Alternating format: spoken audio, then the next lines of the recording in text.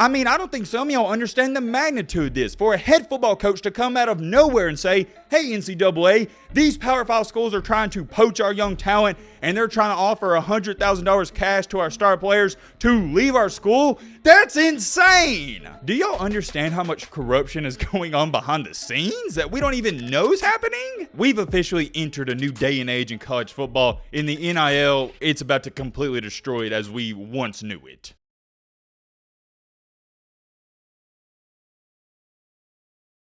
I knew it was getting bad, but I didn't know it was getting this bad. For those of you that don't know what it is and what I'm referring to, I'm talking about the NIL, aka name, image, and likeness. Yeah, let's just say you better strap in, lock in for this one, because we got a sticky situation to talk about and go over. In the past couple of weeks, we've talked about this situation already not once, but twice. So if you're not caught on up to date with things, you might want to go check out those videos. This is basically pretty much a part 3. Well, not really a part 3 because it's not a video series, but this is our third time talking about this situation. Look, I'm just going to cut the BS. You see this tweet right here. This is from a current head coach in college football, and he's tweeting at the NCAA, hey, what are you going to do about this tampering going on? You see the tweet. You can read it for yourself. It's trending all over the United States, and everybody's talking about this. I know sometimes I may overhype and gas up situations, but I'm not overhyping this. Literally, the Pac-12 and SEC schools are offering cash money to recruits. Oh, wait, my bad. It's not recruits. I'm talking about players that are currently at different schools. For example, you got SEC schools going to these lower D1 programs and going after their best players and saying, hey, we'll give you $50,000 if you come here just to sign with us. And all these other head coaches at these small schools, they're looking at the NCAA, showing them the evidence and going, hey, what are you going to do about this?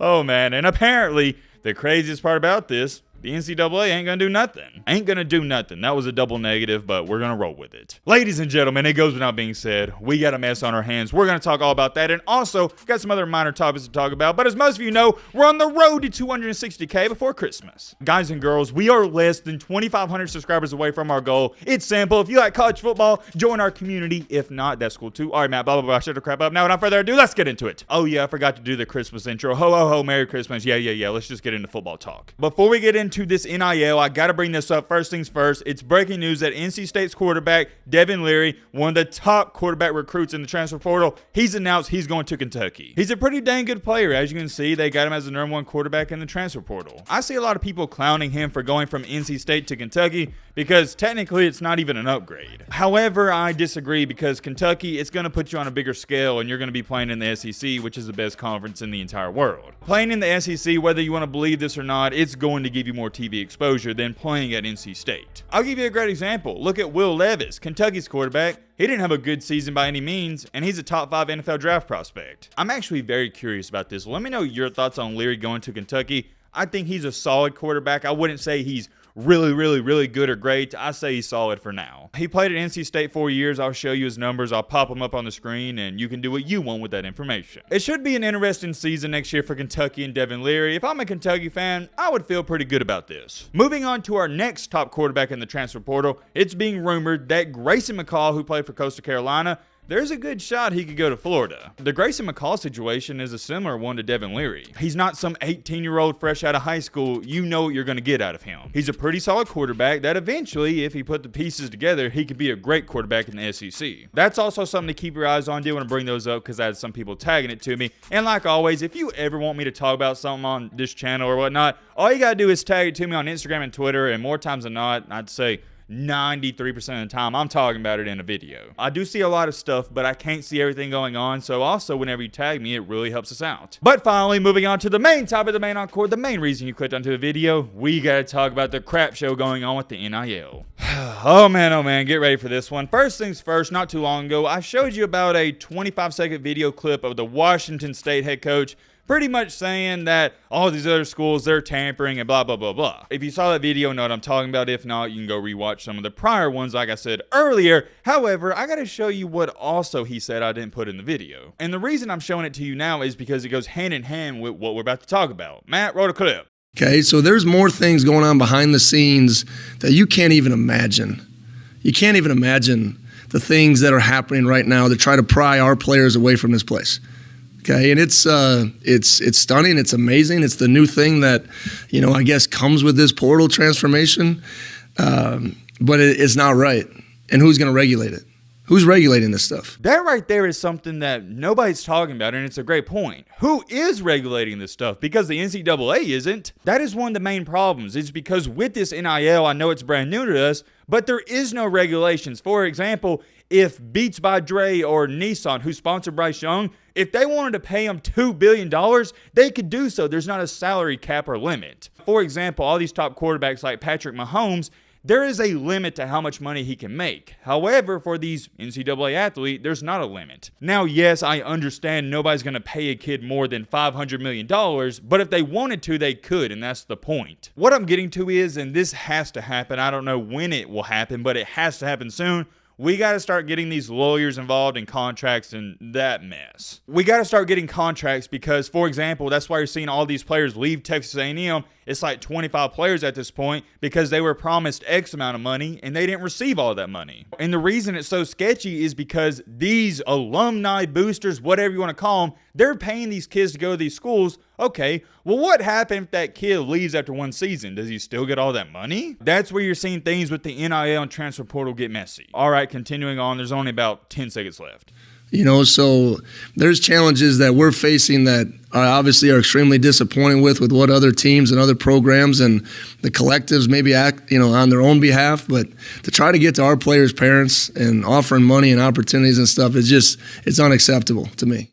I agree with that head coach 100%, but to be honest, I don't know if anybody watching this video doesn't agree with them. I know we disagree with a lot of things, and that's the beauty of this channel because everyone is entitled to their own opinion, and we feel certain types of ways. However, we're all in the same boat on this one. Just like this head coach said, for these other schools to be going after not even the players, but going to their parents and saying, hey, if you leave Washington State and come to Auburn, we'll give you $125,000. Yeah, that's a problem. That is insane. These NIL boosters, alumni, whatever you want to call them, they're not even going to the players. They're going to the parents. Let me calm down, though. I could rant on that for 8 to 10 minutes. We got to talk about what came out yesterday. Pretty much out of nowhere at 8:09 p.m. to be exact, UTSA's head football coach tweeted this out. Dear @NCAA football, how does UTSA football report Power 5 schools who are trying to poach our young talent? Basically saying, hey, how do we report these schools for doing what they're doing? Continuing along, how much evidence do we really need to make this not be a part of our game? Once again, that statement is coming from Jeff Taylor, who is the head football coach at UTSA. Also, for those of you that don't know, UTSA had a dang good season. They finished 11-3, and they're currently in the top 25. So you don't got to be a rocket scientist to figure out, put two and two together. This is a small school with some really good players. I mean, I don't think some of y'all understand the magnitude of this. For a head football coach to come out of nowhere and say,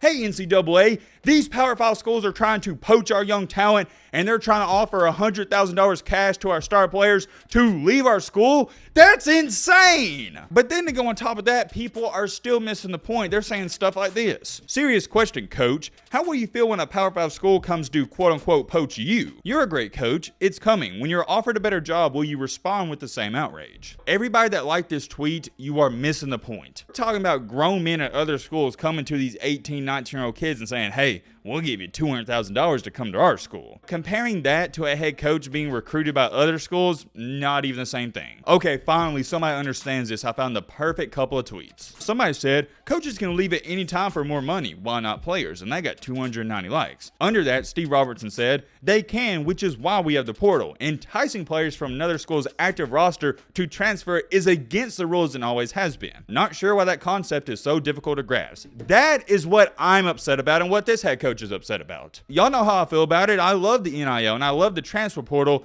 but trying to steal a recruit that's not in the portal away from another school and offer him money, that's just against the rules, man, and that's just wrong in so many different ways. I don't think some people quite understand it, so let me give you a better example to put it into a better perspective. That'd be the equivalent to a running back for Florida playing against Georgia, having an outstanding game, and right after the game, Kirby Smart goes up to him and says, hey, if you come to Georgia and want to win a championship, we'll give you $500,000. You see what I'm saying? It's just not right. Whereas if that Florida running back enters the transfer portal, then Kirby Smart goes after him, I have no problem with it. This is just wrong on so many different levels, and I shouldn't have to explain it. For example, Don Harris subtweeted it and said this. This is a real problem. Pac-12 and SEC schools rumored to be offering cash to young UTSA players who are not in the transfer portal, hearing way too much buzz about this. And this is what you should really think about as fans and viewers of college football. This, what I've talked about in this video, this is just what we know. Do y'all understand how much corruption is going on behind the scenes that we don't even know is happening? There is so much shady stuff going on behind the scenes that nobody has any clue about. We've officially entered a new day and age in college football. In the NIL, it's about to completely destroy it as we once knew it. Whoa, whoa, whoa, whoa, whoa, whoa, whoa, whoa, whoa. Hold on. This is the last thing I'm going to say, and I really want your opinions and thoughts down below. Just like this head coach is talking about these schools in the SEC and Pac-12,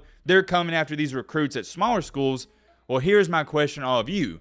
Should we hate the player or should we hate the game? Come on now, every single one of you've heard that quote and phrase before, and it's true. Don't hate the player, hate the game. Don't hate all these head coaches in the Pac-12 and SEC that are going after these kids and offering them cash money, because that's the NIL's fault. Remember, this is what everybody wanted. This is the NIL. This is the game. The head coaches that are doing it, they're just playing it. I mean, this is what life's about. Anytime you implement a new rule or system, people are going to try to find loopholes. So I'm asking y'all, do you hate the coaches that are doing this, or do you more so hate the NIL? I can't speak for you, but at least for me, I'm not mad at the head coaches doing this, because guess what? We'd all be doing the same thing. That's how I feel about this. You cannot hate the head coaches who are exploiting the NIL. You gotta hate the NIL itself. I don't think there's any in-betweens. I'm very curious. Let me know your thoughts down below. But